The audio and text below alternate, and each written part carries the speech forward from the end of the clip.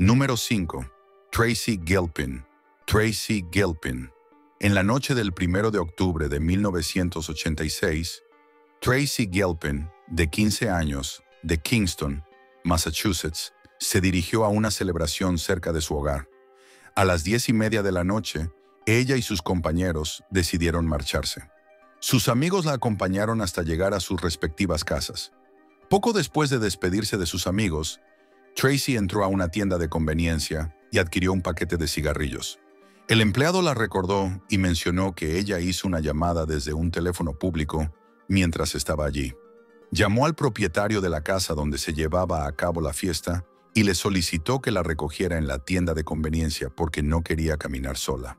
Sin embargo, la mujer indicó que todavía había personas en la fiesta y no podía ir a buscarla. Tracy optó por seguir caminando sola, pero esta sería la última vez que alguien la vería con vida. Cuando no regresó a casa, sus padres y familiares no se alarmaron de inmediato. A menudo pasaba la noche en casa de un amigo y se olvidaba de comunicarlo. Sin embargo, cuando sus amigos comenzaron a preguntar dónde estaba, su familia comprendió que algo estaba mal. Se contactó a la policía y se reportó su desaparición.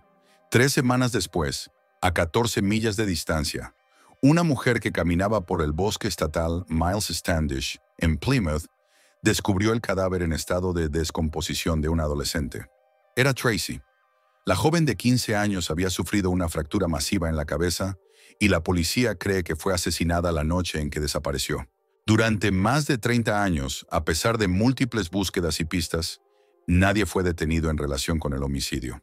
Sin embargo, la policía de Boston anunció recientemente que estaba colaborando con las autoridades de Carolina del Norte para arrestar a un sospechoso de 61 años, Michael Hand.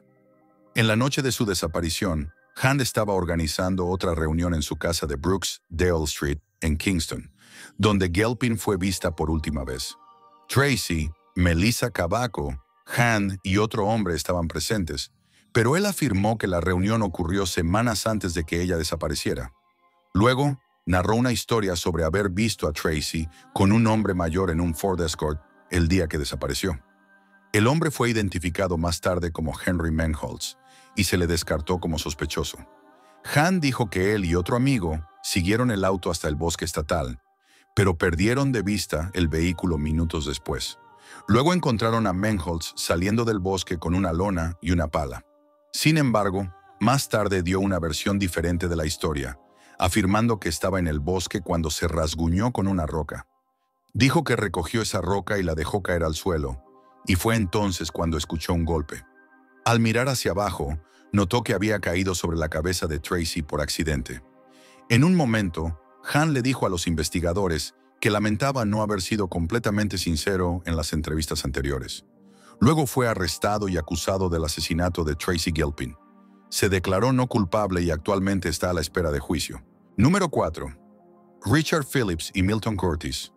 La muerte de Richard Phillips y Milton Curtis. El 22 de enero de 1957, en el Segundo California, los oficiales Richard Phillips y Milton Curtis detuvieron un vehículo que había pasado un semáforo en rojo. Una vez fuera del auto sin previo aviso, el delincuente sacó un arma y disparó a ambos oficiales 3 veces antes de huir de la escena. El oficial Phillips disparó 3 balas en el automóvil y solicitó ayuda antes de perder el conocimiento. El oficial Curtis fue declarado fallecido en la escena, a 4 manzanas de distancia. El homicida abandonó su coche y corrió por los patios traseros del vecindario mientras desechaba 2 relojes robados y un arma. Al parecer, antes de ser detenido, el sospechoso había mantenido a 4 adolescentes a punta de pistola, a quienes ató, amordazó y robó. También abusó de una de las chicas de 15 años antes de llevarse sus relojes y robar su vehículo Ford de 1949, que fue el que los oficiales vieron pasar el semáforo en rojo. Se inició una gran cacería, pero no llevó a nada. La última pista ocurrió en 1963, años después del incidente, cuando un propietario encontró el arma y 2 relojes en su patio trasero. Estos artículos fueron procesados y se obtuvieron huellas dactilares parciales, pero no llevaron a ningún arresto. El caso quedó abierto, pero se mantuvo inactivo durante más de 40 años hasta septiembre de 2003, cuando la policía recibió un aviso sobre la identidad del asesino. Esta fue una llamada falsa, pero llevó a la policía a revisar las viejas huellas dactilares en la nueva base de datos nacional de huellas dactilares creada por el FBI. Para su sorpresa, coincidió con una huella de un robo en Carolina del Sur en 1956, realizado por Gerald Mason. Gerald era conocido entre amigos y familiares como un hombre amable y un ciudadano ejemplar, que era un adinerado jubilado con 2 estaciones de servicio, una familia y nietos. Cuando su huella dactilar coincidió con las recuperadas del volante del vehículo robado y su escritura fue comparada con los recibos de la compra del arma, fue arrestado. Cuando se le confrontó con la evidencia, Mason admitió plenamente el crimen, diciendo que estaba ebrio cuando se topó con las adolescentes y cuando se encontró con los oficiales de policía más tarde esa noche, quiso encubrir la violación, el robo y el hurto que acababa de cometer. Mason se declaró culpable de los crímenes y fue condenado a 2 cadenas perpetuas consecutivas.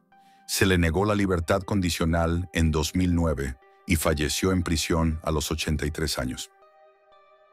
Número 3. Asesinato de Maria Ridulph. Maria Ridulph. La nevada había comenzado a caer en la tarde del 3 de diciembre de 1957. La pequeña Maria Ridulph, de 7 años, rogó a su madre que la dejara salir a jugar con su mejor amiga y vecina, Kathy Sigman. Era de noche, pero ambas salieron a la calle a jugar un juego llamado Evitar los coches. Kathy más tarde le diría a la policía que fue en ese momento cuando se acercó a ellas un joven llamado Johnny. Él afirmó tener 24 años, era soltero, y preguntó si les agradaban las muñecas. Luego indagó si las chicas querían montar a caballo. María aceptó, y después de que Johnny le ofreció un paseo, ella entró a su casa a buscar una muñeca que quería mostrarle. Al regresar, Kathy fue a su casa a buscar unos mitones, y para cuando volvió a salir, María y Johnny habían desaparecido. Kathy informó a la familia de María, y cuando aún no podían localizarla, llamaron a la policía. En menos de una hora, las autoridades comenzaron a buscar en la zona a la joven. Entrevistaron a vecinos y testigos, pero nadie vio a un hombre jugando con las chicas. Cuando el FBI se involucró, rastrearon la línea de tiempo y coincidieron en que María probablemente fue secuestrada entre las 6:45 y las 7 de la noche. 5 meses después, a aproximadamente 100 millas de Sycamore, 2 turistas que buscaban champiñones alrededor de la Ruta 20 de encontraron los restos esqueléticos de María, que estaba usando una camiseta interior y calcetines, mientras estaba oculta debajo de un árbol parcialmente caído. Como María no fue llevada fuera del estado, el FBI retiró su investigación y dejó el caso en manos de la policía estatal y local.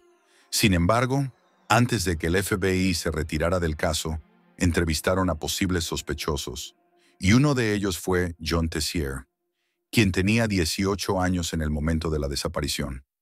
John residía con su familia a solo 2 calles de la casa de los Ridulph y había estado planeando enlistarse en la Fuerza Aérea de Cuando investigaron su coartada, John dijo que estaba a 40 millas al noroeste de Sycamore para enlistarse en la Fuerza Aérea, lo que fue confirmado por registros, y pasó el día haciendo turismo. Regresó a Rockford en tren esa noche y llegó a las 6:45 de la tarde. Hizo una llamada de cobro a sus padres pidiendo que lo fueran a recoger. Los registros telefónicos mostraron que se hizo una llamada de cobro a la casa de los Tessier a las 6:57 de la tarde por alguien llamado John. Después de esa llamada, John se reunió con los oficiales de reclutamiento en Rockford para entregar documentos y confirmaron que hablaron con él a las 7:15 de la noche. Debido a que su coartada fue verificada, el FBI cerró su archivo sobre él. John sirvió 13 años en el ejército de y luego se convirtió en oficial de policía en Milton, Washington. Pero en 1982 fue acusado de violación de menores tras abusar de una joven de 15 años que se había escapado.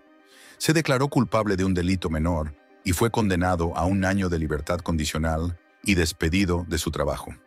Para 1994, cambió su nombre a Jack McCollum y para 2011 ya tenía más de 70 años y residía en un hogar de retiro mientras trabajaba como guardia de seguridad.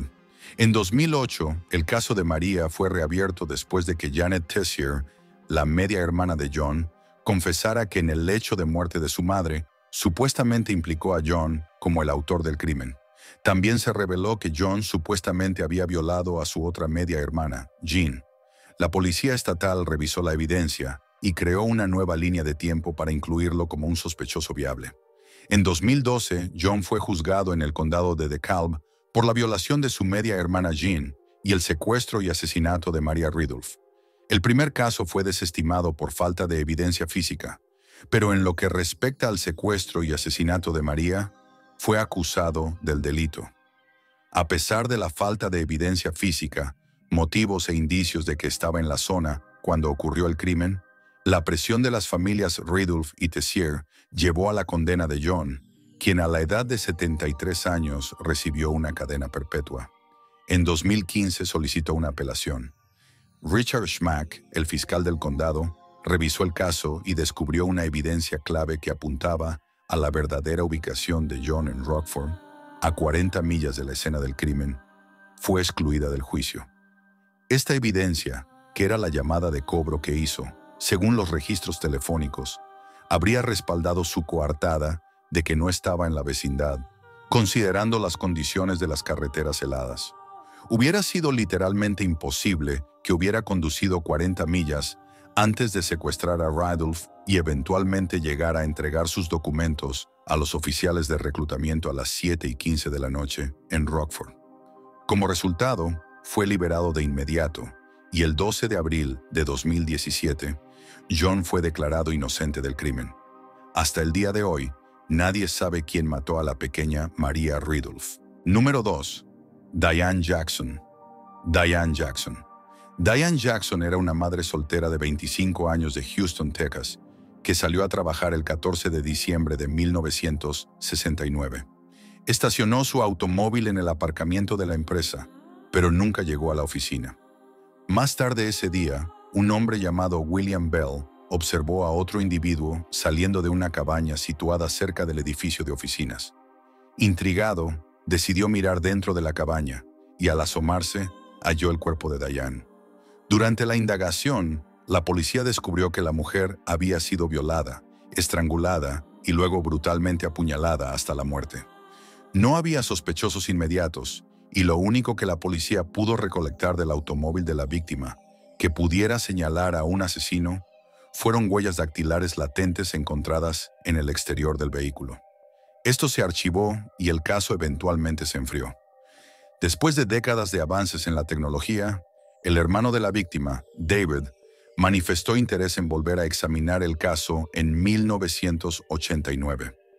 David se había convertido en oficial de la patrulla de carreteras del estado de Texas y luego se unió a los Rangers de Texas. Solicitó al Departamento de Policía de Houston que revisara el caso y los informes de testigos para ver si había nuevas pistas.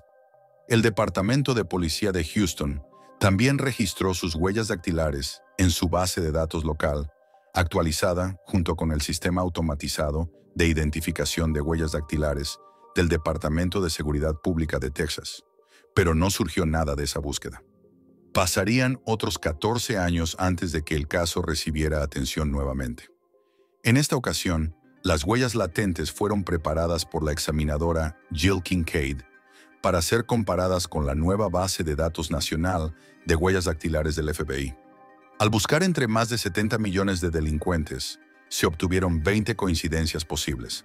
Jill luego revisó cada una individualmente e identificó positivamente una coincidencia con un nombre: James Davis. Davis había estado entrando y saliendo de prisión varias veces a lo largo de su vida. De hecho, acababa de salir de prisión solo 9 días antes del asalto y asesinato de Diane. Tras la identificación de la huella latente, el investigador principal localizó al sospechoso viviendo a lo largo de la frontera entre Texas y Arkansas. Dado que sus huellas dactilares fueron obtenidas en el exterior del vehículo, necesitaban una confesión para condenarlo. Cuando Davis fue entrevistado, se mostró visiblemente sorprendido cuando la policía le preguntó sobre su paradero entre 1969 y 1970. También se puso nervioso cuando le mostraron fotos del automóvil de la víctima. Finalmente, se declaró culpable en la corte y fue condenado a los 34 años a cadena perpetua por el asesinato y violación de Diane Jackson. Número 1. Jacob Wetterling.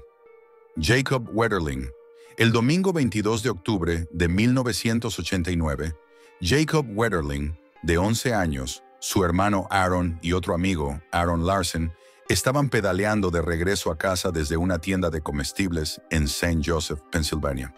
Justo antes de llegar a su hogar, un hombre con una máscara de lana y una pistola salió de un sendero y ordenó a los chicos que dejaran sus bicicletas en una cuneta y se acostaran con el rostro contra el suelo. El hombre les preguntó sus edades. El hermano de Jacob, que tenía 10 años, fue enviado a correr hacia un área boscosa sin mirar atrás, o de lo contrario, le dispararían. El amigo de Jacob, Aaron, también tenía 11 años, al igual que Jacob. El atacante exigió ver los rostros de los chicos y luego le dijo a Aaron que se fuera y no mirara atrás, amenazándolo también con dispararle. Él decidió quedarse con Jacob. Aproximadamente 10 meses antes del secuestro de Jacob, otro niño de 12 años llamado Jared Sherrill fue raptado a punta de pistola. Fue agredido sexualmente y amenazado por un adulto. El perpetrador tenía el mismo modus operandi que el del secuestro de Wetterling, también amenazando con dispararle al niño si miraba atrás. Esto ocurrió a solo 10 millas de donde Jacob y los chicos fueron detenidos. A pesar de la investigación, no se obtuvieron resultados. Hubo personas de interés, pero no existieron pruebas para incriminarlas. Una persona interrogada el 16 de diciembre de 1989 fue Danny Heinrich. Se le tomó una muestra de ADN en el caso de Jared. Sin embargo, el plazo de prescripción había expirado en ese caso, por lo que nunca fue acusado. No fue hasta octubre de 2015, 27 años después, cuando Danny fue mencionado públicamente como implicado en el caso de Jacob Wetterling. A pesar de que había sido acusado en el caso de Jared, no fue procesado, así que se tuvo que emitir una orden de registro y los detectives hallaron pornografía infantil, lo que resultó en su arresto. El 28 de octubre de 2015, condujo a los detectives hasta los restos de Jacob, donde había sido enterrado en Paintsville, a 30 millas de su hogar. Se confirmó a través de los registros dentales que era Jacob. Como parte de un acuerdo de culpabilidad, Heinrich no fue acusado del asesinato de Jacob, sino de un cargo de pornografía infantil. También testificó sobre lo que le hizo a Jacob tras el secuestro, donde mencionó que lo esposó, lo llevó a un pozo de grava y lo violó. Luego le disparó al oír sirenas a la distancia y señaló que pudo eludir a la policía escuchando un escáner de radio. Al año siguiente, reenterró los restos de Jacob tras notar que su chaqueta había quedado expuesta del sitio de entierro original. Aunque fue condenado a 20 años de prisión, el juez afirmó que es poco probable que alguna vez sea liberado debido a la naturaleza atroz de su crimen. Así que ahí están 5 casos fríos resueltos décadas después. Algunos delitos nunca se resuelven, y sin pistas, a veces puede parecer que nunca se cerrarán. Sin embargo, como pueden observar en estos casos, mientras haya esperanza, la verdad puede encontrar su camino. Si te gustó este video, recuerda suscribirte a nuestro canal. Tenemos nuevos videos que publicamos cada semana que sabemos que disfrutarás. Gracias por ver. Nos vemos la próxima semana.